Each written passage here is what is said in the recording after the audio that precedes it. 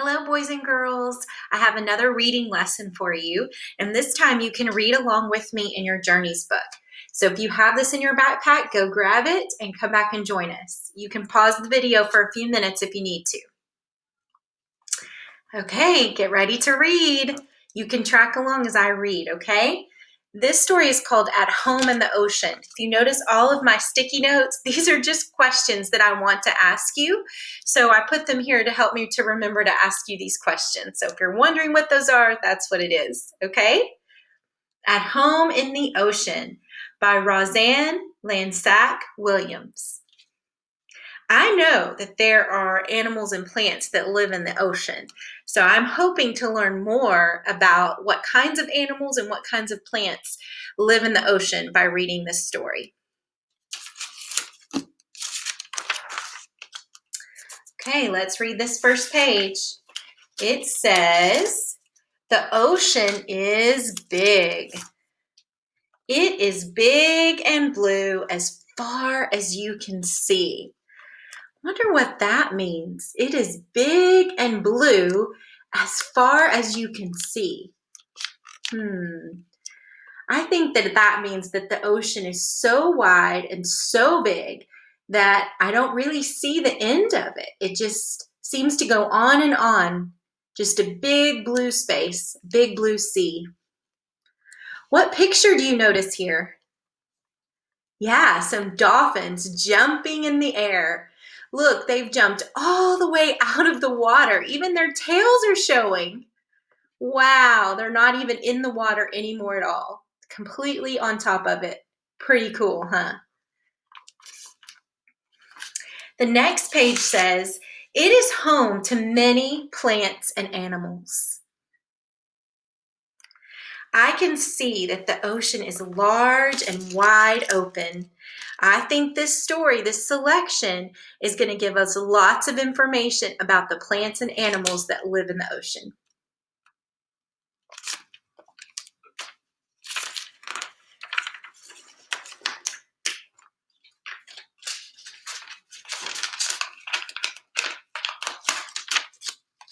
The biggest animals in the ocean are blue whales.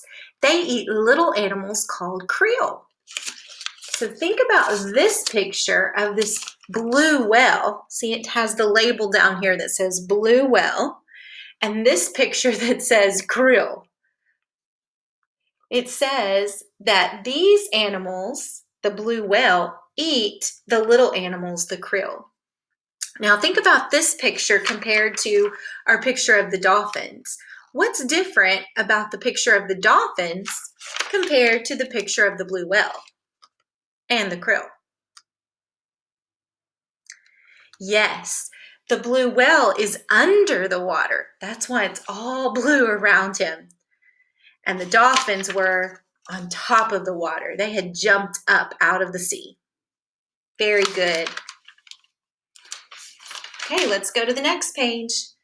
It says, "Many animals live in cold water." Brr. Penguins swim fast. They flap their wings to zip, zip, zip in the water. Why do you think that the author put two different pictures here? There's the pictures of the penguins here and pictures of penguins here. Why do you think he included or she included two different pictures of penguins? If you said to show that the penguins can be on the land and in the water, you are correct. Another reason is maybe to show how the wings of the penguins, even though they're birds, help them to swim in the water.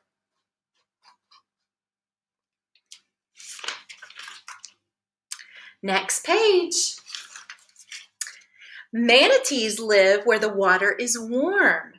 They do not swim fast. So the author here wants us to know that the ocean water isn't always cold. There's some places where the ocean water is warm, and that's where manatees live. All right, let's read the next page. Manatees eat lots and lots of plants Then they rest. Did you notice that the author put penguins and manatees right next to each other in their story? I wonder why. Maybe it was to show that some parts of the ocean are cold and there's animals that live in the cold water.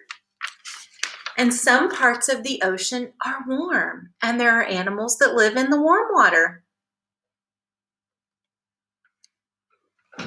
So if we were going to write some sentences about that, it might look like this.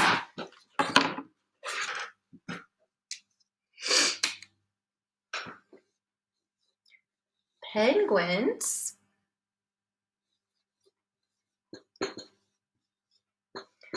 live where it is blank.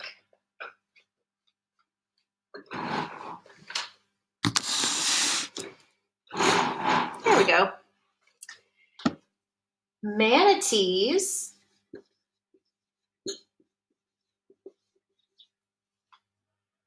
live where it is blank.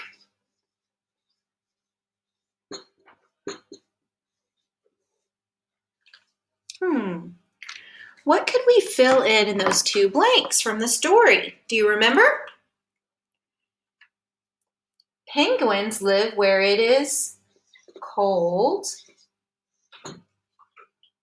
Manatees live where it is warm. Good job. Okay, let's keep reading. This turtle swims far. It digs in the sand and lays its eggs. Then it swims back to its ocean home. Looky there, we have some photos and then we have some labels. We've learned about labels this year, right? So this label tells me this is the turtle, and this label tells me this is the eggs, or these are the eggs.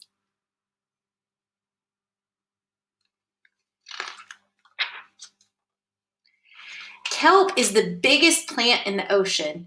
It can grow fast.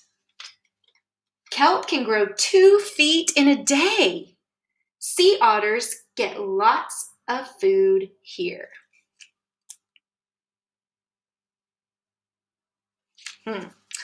So what reasons does the author give for why the ocean is a good place for kelp and sea otters?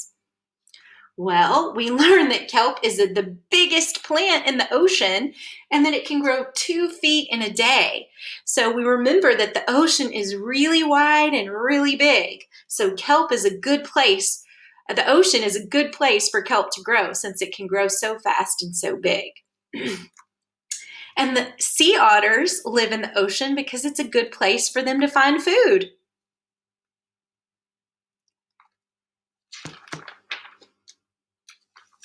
Lots of plants and animals, big and little, live in the ocean. The ocean is their home. Wow, when I look at this picture, I think of all of the animals and plants that we just learned about and how they all live together in the ocean. Good reading, boys and girls. So today I want to talk to you about author's purpose. Why the author wrote what he did and what he wants to tell you. So our story today about ocean creatures has a purpose. The author had a purpose in writing this story. Why do you think that the author wrote this story? Do you think it was to make us laugh? Do you think it was to persuade us, to make us believe something or want to do something? Or do you think it was to give us information about something?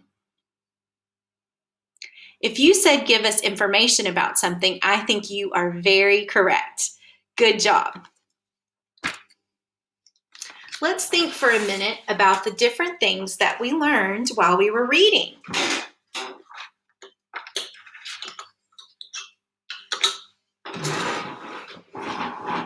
We learned that the ocean is big.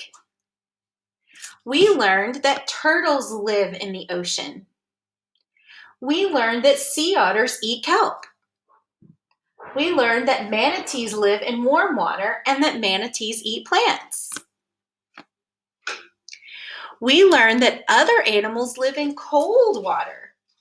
We also learned that manatees swim slow. We learned that animals live in the ocean. We learned that blue whales eat krill. And we learned that penguins swim fast. So this story, this selection, was to inform us about how animals eat, swim, and live in the ocean. So I agree that if you said that the author's purpose was to inform us or give us information about ocean creatures, you were absolutely correct. So your assignment today is to make an author's purpose whale. Isn't this cute? You have all of these supplies in your packet that I gave you before you left school. You should have the main body of the whale. You should have a tail, and you should have fins, and you should have a cute little eye to glue on. So you can cut all of these pieces out and glue them together, and it should look like this, like a whale swimming in the ocean. Then you're going to write down the author's purpose, which we just discussed. The author's purpose is to inform me about how animals live, eat, and swim in the ocean. You can even pause this video if you need to so that you can write this down on your whale.